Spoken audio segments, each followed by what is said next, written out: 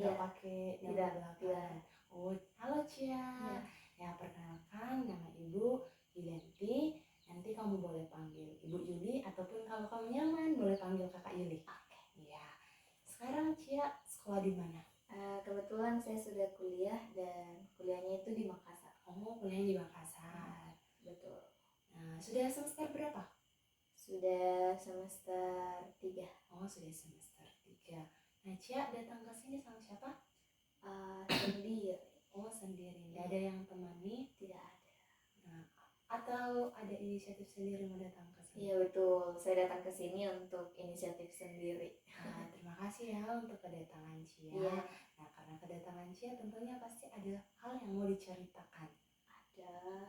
Ya, nanti kita cerita. Sebelumnya Ibu mau bertanya, kamu sudah pernah dengar kata bimbingan dan konseling?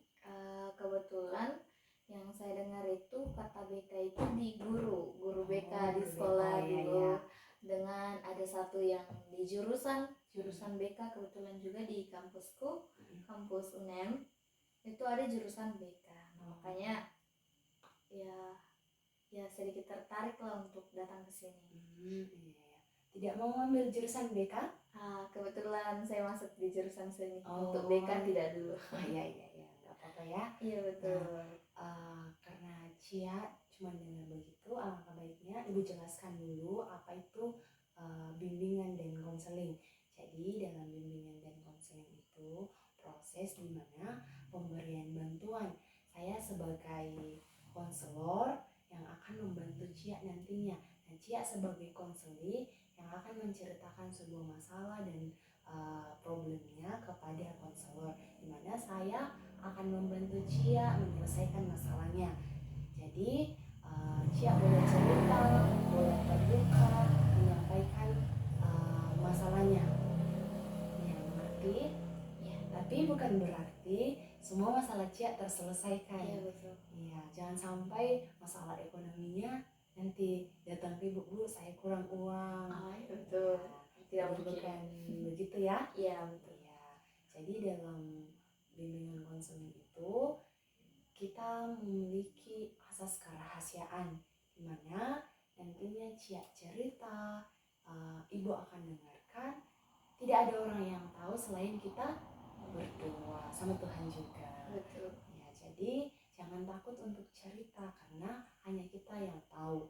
Kemudian Cia harus terbuka. Bagaimana Cia kita mau menyelesaikan masalahnya kalau Cia-nya tidak terbuka. Jadi sampaikan apa yang menjadi perasaan kamu, apa yang menjadi problem kamu. Nah, kemudian tadi Cia katakan datang sendiri ya. Tidak ada paksaan dari teman-temannya atau orang lain?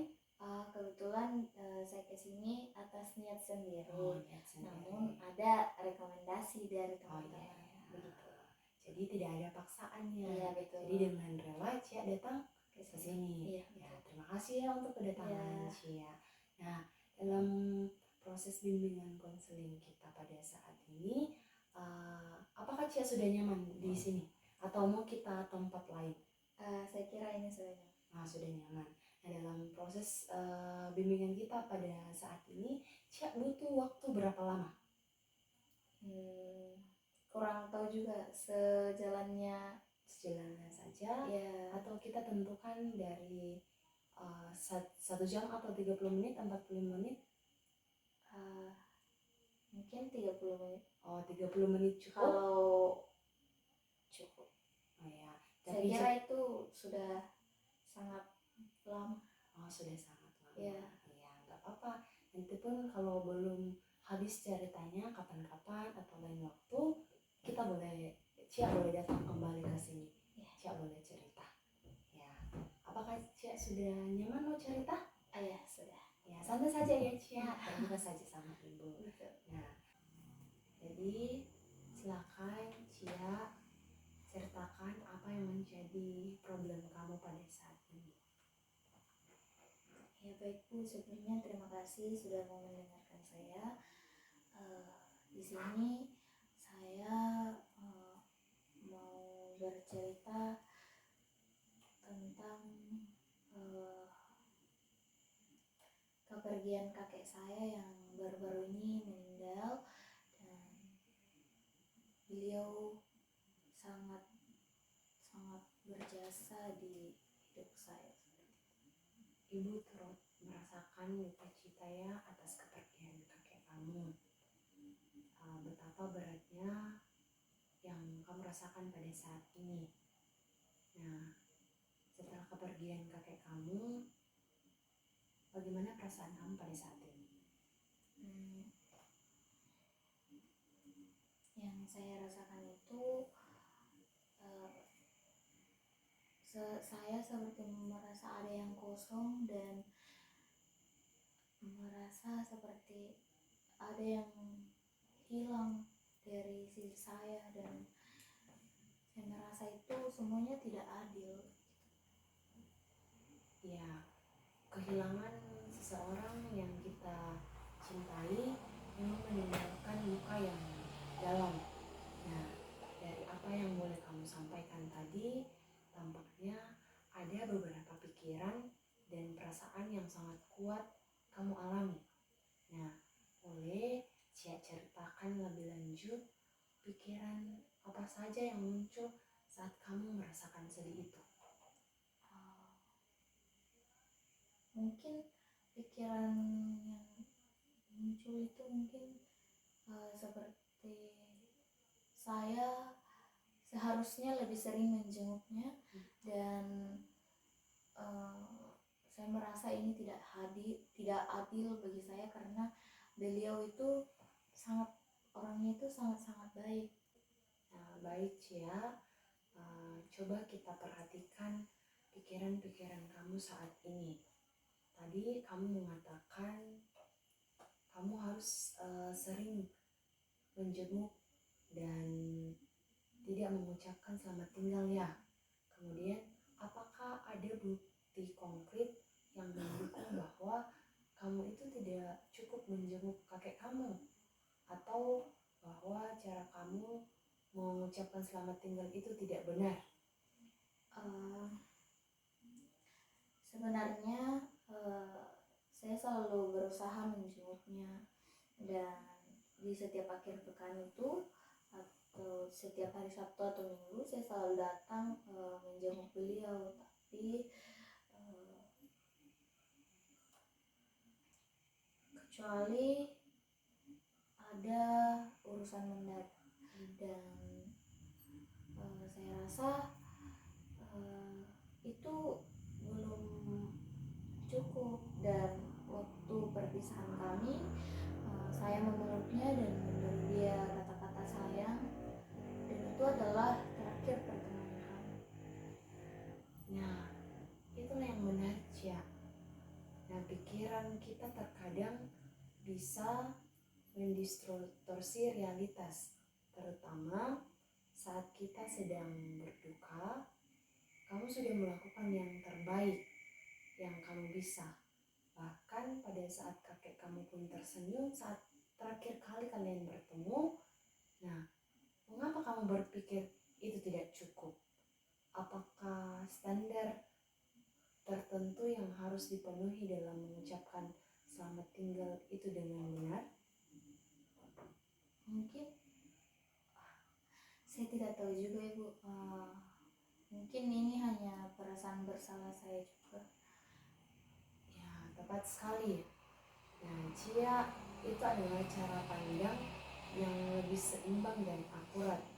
Sekarang, mari kita bahas pikiran hidup tidak akan sama lagi tanpa kakek. Apakah benar hidup tidak akan sama lagi kalau kamu selama kehilangan kakek kamu? Mungkin saya sudah melakukan yang terbaik pada saat itu, dan kakek juga tahu kalau saya sayang sama dia. Nah, memang benar bahwa kehadiran seorang kakek tidak akan ada lagi, dan itu adalah perubahan besar yang kamu alami pada saat ini. Namun, apakah itu berarti dalam aspek kehidupan kamu akan menjadi buruk atau tidak berfungsi lagi dalam kehidupan kamu? Apakah semua kebahagiaan yang kamu rasakan itu akan hilang? Ya,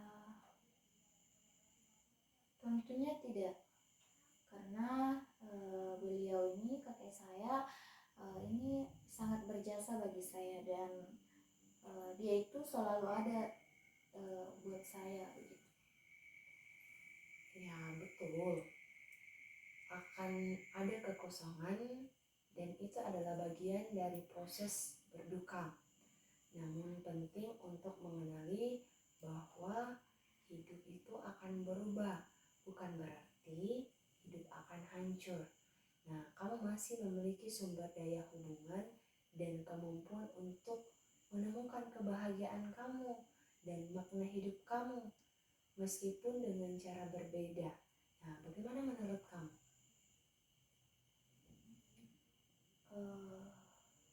Sebenarnya tidak, Ibu, menurutku, karena sebenarnya saya masih punya keluarga dan teman-teman di sekitar, tapi kembali lagi saya merasa seperti ada yang kurang semenjak kepergian beliau ini. Itu memang hal yang sering terjadi saat kita merasakan duka, apalagi kamu merasakan kehilangan kakek yang sangat kamu cintai pada saat ini. Tapi Cia, fokuslah kita fokuskan, kita cenderung tertuju pada kehilangan. Nah sekarang untuk pikiran terakhir, ini tidak adil. Nah bisa kamu jelaskan mengapa kamu merasa tidak adil?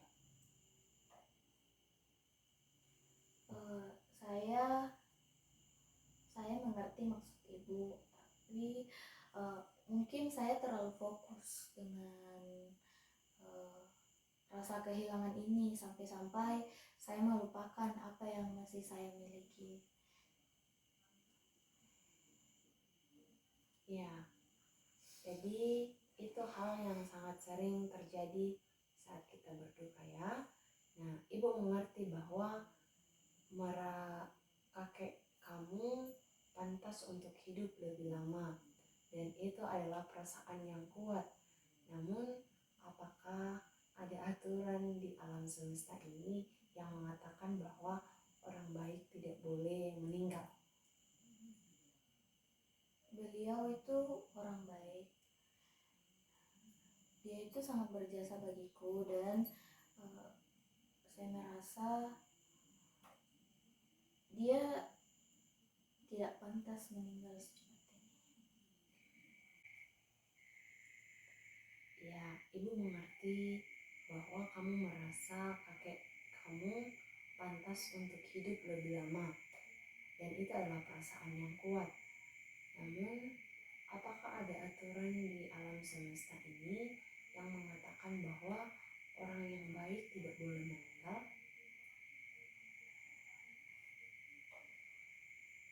Tidak, Ibu. Saya tahu kematian itu pasti, tapi rasanya itu, Ya, kematian memang bagian tak terhindarkan dari kehidupan. Terkadang kita merasa marah atau frustasi karena tidak bisa mengendalikan hal itu. Namun, menerima kenyataan bahwa hidup dan mati adalah bagian dari siklus alami yang dapat membantu kita melepaskan sebagian dari kemarahan atau perasaan. Nah, sekarang tidak adil itu. Itu bukan berarti kamu harus melupakan kesedihan kamu, tetapi lebih ke arah menerima apa yang terjadi pada saat ini. Bahkan kamu itu merasakan kesulitan. Nah, kita sudah melihat beberapa pikiran otomatis kamu dan bagaimana kita bisa menentangnya. Sekarang, ibu ingin kamu memikirkan apa yang biasanya kamu lakukan saat pikiran-pikiran negatif ini muncul dan membuat kamu kembali merasakan sedih itu?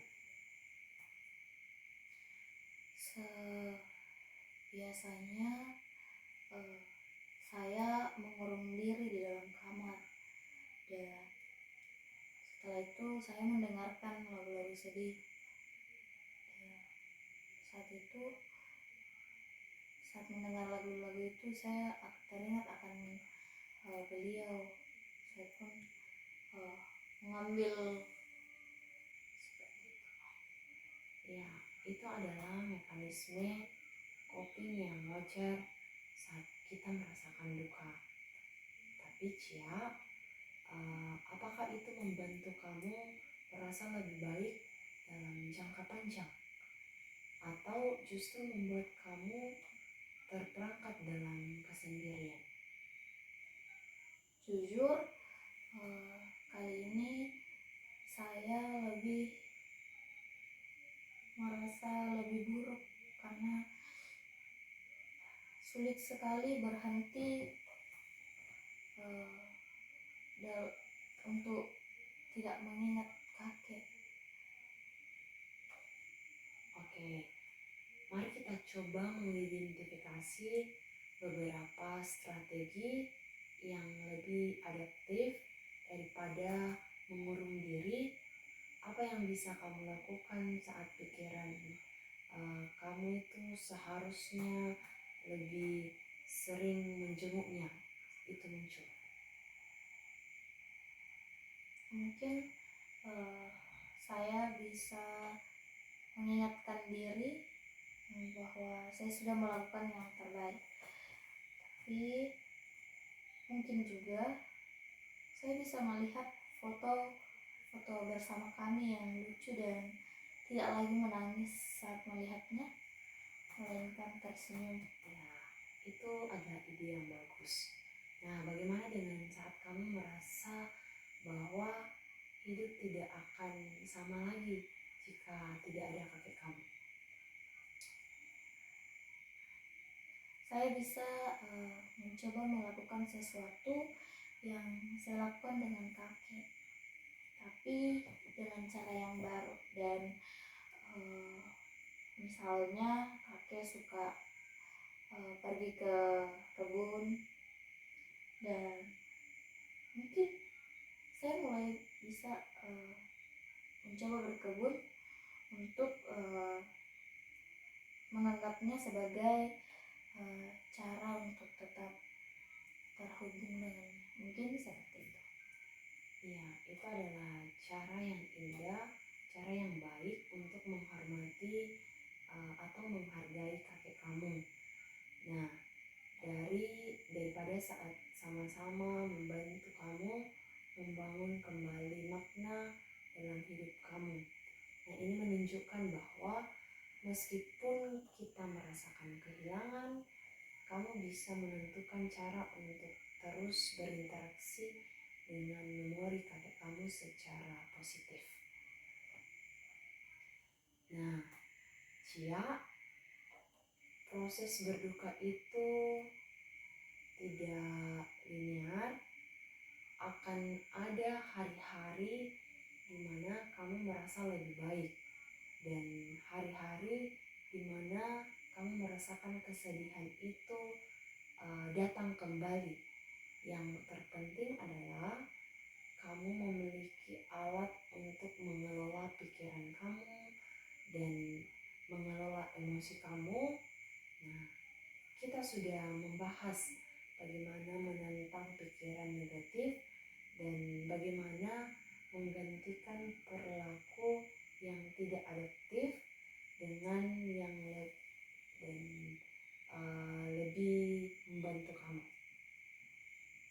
Nah, untuk beberapa minggu ke depan, Ibu ingin kamu mencoba latihan ini. Nah, pikirkan secara otomatis setiap kali kamu merasakan kesedihan itu atau cemas karena kamu merasakan kehilangan kakek kamu, coba kembali pikirkan apa yang muncul dalam benak kamu. Kemudian evaluasi pikiran.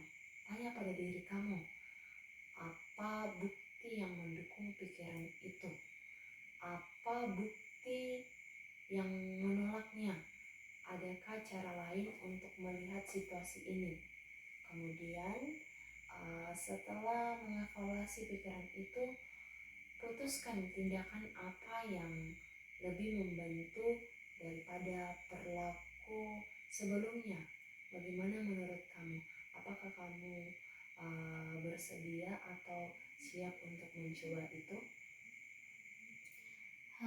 Saya mau mencoba Ibu, tapi sepertinya mungkin ini bisa membantu saya keluar dari lingkaran kesedihan ini.